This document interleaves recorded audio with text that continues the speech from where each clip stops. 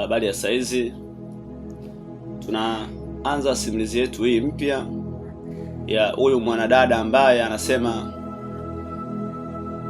kwenye maisha yake akutegemea kama angekuja kukutana na mwanaume wa dizaini hii, mwanaume mwenye upendo wa dhati, mwanaume mwenye mapenzi ya kweli, mwanaume mwenye kupambana kwa ajili yake, mwanaume mwenye kujitoa kwa kila kitu, hata kama alikuwa nacho kidogo, lakini hicho kidogo alionyesha kunijali na kunithamini, na alinipa kipaumbele kwenye kila aina ya jambo lake. Jamani, tusisahau kusubscribe channel yangu ya YouTube Manova TZ. Kuna baadhi ya simulizi huwa naziposti kule, huku TikTok hatazionekani. Mwanadada anasema kipindi akiwa anasoma chuo, na baada ya kumaliza chuo akaanza maisha yake ya mtaani, huku akisikilizia kazi ambayo alikuwa ameisupply, na baada ya kuona kazi inachelewa akaamua ajichanganye na maisha ya mtaani. Akaanza kufanya biashara ya chakula. Alikuwa na pesa kidogo ambazo wazazi wake walikuwa wamempa, akaamua kufungua sehemu ya kuuza chakula. Anasema akawa anafanya biashara ya chakula.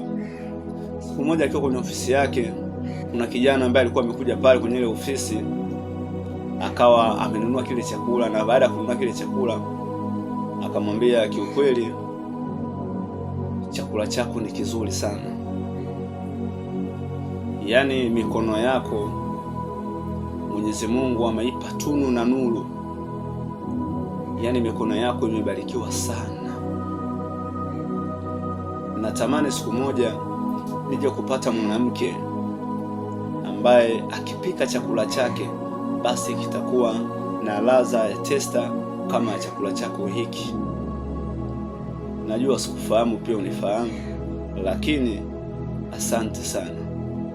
Chakula chako ni kizuri, hata siku ukiona chakula kiishi biashara ngumu, basi jua tu siku hiyo upepo sio mzuri. Lakini kwa mapishi, kiukweli dada yangu unajitahidi, yaani uko vizuri. Anasema yule kijana alikuwa ameongea maneno mazuri, maneno matamu na maneno ya kunifariji, kwa sababu mimi pia biashara yangu ilikuwa ndo nimeanza. Kwa hiyo alikuwa ni mteja ambaye kama alinitia moyo, na nikabaki nikasema, ila huyu kaka ana maneno kweli. Anasema siku zikawa zimesogea, siku zikapita, nikawa nina biashara yangu. Yule kaka akaja siku ya pili, baada ya kama wiki mbili hivi kupita, akawa amekuja siku ya pili, lakini siku hiyo alikuja yeye na kijana mwingine, walikuwa wawili. Na baada ya kufika pale nikamkaribisha, akaanza kuniambia, kiukweli sikutegemea kama nitakukuta, kwa sababu nilikuwa nina hofu, na tangu siku ya kwanza nimekula chakula chako, yaani huko nilipoenda, kila ninapoenda kula chakula sehemu nyingine, nahisi kabisa kama tumbo langu kuna kitu ambacho nakikosea, yaani kuna kitu ambacho nakizulumu tumbo langu, na ikanibidi sasa nianze kupambana ili nije tena hapa kwenye ofisi yako. Na kiukweli kwa sababu nakaa mbali, inaniwia vigumu kuja kila siku, lakini dada yangu, kiukweli wewe unajua sana kupika. Anasema yule kijana mwenzie akaongea naye akasema, ina maana yule mtu ambaye alikuwa anamsifia siku ile kwamba umekula chakula chake ni kizuri ndio huyu dada? Na jamaa akamwambia ndio, na mimi sitaki kuongea sana, labda na wewe ule chakula chake uende ukatoa comment zako kama ni kweli ama ni uongo. Anasema nikawa nimewahudumia chakula sahani mbili, na baada ya kumaliza kula kile chakula, yule kaka sasa, yule rafiki yake akaanza kusema kitu ulichozungumza kiukweli kiko sahihi, dada anajua kupika. Na yule rafiki yake akawa ameniuliza, dada, hivi wewe umeolewa? Na nikawa nimecheka na kumwambia, kwa nini umeniuliza hivyo? Akasema, hapana, si vibaya, kwa hiyo kama hutojali ningependa ungenijibu, lakini kama utaona si sahihi au swali hili hujapendezwa nalo, basi usinijibu. Lakini bidada akamwambia, hapana, mimi bado sijaolewa. Na jamaa akamwambia, sawa, atakia kuoa kiukweli atakuwa amepata mke. Nikamwambia hapana, usiseme hivyo kwa sababu mimi na nyinyi hatujuani, na mwanamke huwezi kumpima tu kwenye upande wa chakula. Tabia yangu bado hamjaijua, vitu vingi. Kwa hiyo chakula sio sababu ya kusema mwanamke huyu anaweza kuwa ni bora ndani ya ndoa ya mwanaume. Lakini yule rafiki wa yule jamaa akasema siku zote furaha huanzia jikoni. Huko sehemu nyingine ni sehemu ambako tunaenda tu kumalizia. Basi wakawa wamekula kile chakula na wakaamua kuondoka. Sasa ikafikia wakati kila nikikaa na kuwa nayakumbuka yale maneno ya yule kijana alivyokuwa akisema akinisifia chakula changu kizuri. Na hakuwa huyo tu, walikuwa ni vijana wengi pia, watu wengi ambao wanafula chakula, wanasifia chakula changu ni kizuri. Anasema nikafanya ile biashara na mwisho wa siku sasa nikawa nimepata kazi. Baada ya kupata kazi ya ile kazi ambako nilikuwa vile vitu ambavyo nilikuwa nimevisomea chuo, baada ya kupata kazi nikaanza kufanya kazi. Kabla ile ofisi kuna watu ambao waendeleze kuifanya ambao nilikuwa nimewaajiri. Anasema siku moja nikiwa nimetoka kazini nimefika nyumbani, nikawa nimepigiwa simu, namba ilikuwa ngeni.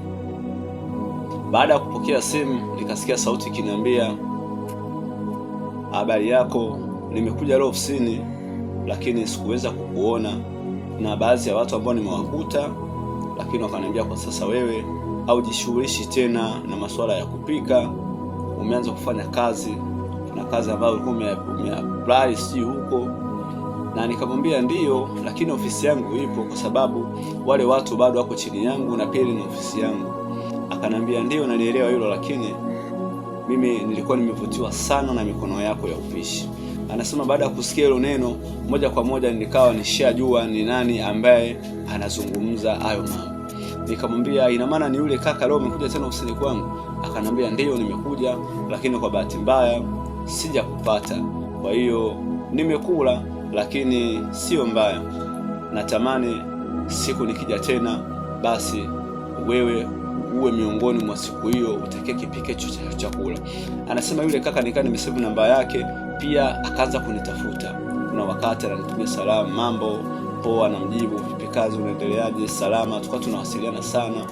Ananiuliza vipi, kuna mtu? Mimi bwana, kuna mtu nilikuwa naye lakini kwa bahati mbaya nilikuwa naye mwanaume huko chuo, tukaja kuachana. Jamaa naye akasema kiukweli hata mimi nilikuwa niko kwenye mahusiano, lakini mwanamke ambaye nilikuwa naye kwa bahati mbaya aliweza kupata mimba, na baada ya kupata mimba tulishauriana sitoe ile mimba, lakini yeye sidhani ni nani ambaye alimshauri akawa ametoa ujauzito wangu na kuniambia hatuweza tena kuwa na mimi, na mimi sio mwanaume wa ndoto zake. Kwa hiyo alitembea tu na mimi kwa bahati mbaya, na ndio maana akaamua kutoa mpaka ujauzito wangu. Kwa hiyo jamaa akamwambia ni mambo mengi, lakini sitaki kuyazungumzia sana mambo yaliyopita. Nataka nilizungumzie sana ili jambo langu ambalo liko mbele yangu. Kiukweli tangu siku ya kwanza nimekuja kwenye ofisi yako baada ya kula chakula chako, moyo wangu nilijikuta kama kuna vitu ambavyo vimefunguka, kwa sababu kwa muda mrefu moyo wangu ulikuwa ni moyo wenye maumivu, moyo ambao ulikuwa umefungwa na minyororo yenye miba. Lakini baada ya kuja kukuona wewe na kula chakula chako, moyo ukaanza kuachia, minyororo ikaanza kufunguka, makufuri yakaanza kujiachia, na ile miba ikaanza kudondoka, na mwisho wa siku nikaanza kuona kama moyo wangu unapata matumaini na nuru ya kumpata mtu ambaye ni sahihi niliyekuwa namuomba mbele ya Mwenyezi Mungu kwa muda mrefu. Bidada anasema nikamwambia kaka, kiukweli una maneno mazuri mno, lakini mimi sikujui na hatufahamiani vizuri. Kwa hiyo sidhani hicho unachokisema kama kitawezekana, na mimi kwa sasa niko busy napambana na maisha yangu, sihitaji tena kujihusisha na masuala ya mahusiano. Lakini jamaa akamwambia hapana, mimi najua unachomaanisha, lakini naomba tu unipe nafasi moja, na imani utojutia na utokuja kujuta kunijua mimi wala kunifahamu mimi, na kuomba na niko chini ya miguu yako. Lakini midada akamwambia kiukweli kwa sasa naomba uniache, akili yangu itulie, na nitakapokaa sawa tutazungumza vizuri, tutajua ni kipi cha kufanya. Jamani, tukutane sehemu ya pili. Sehemu yetu ya kwanza inaishia hapa.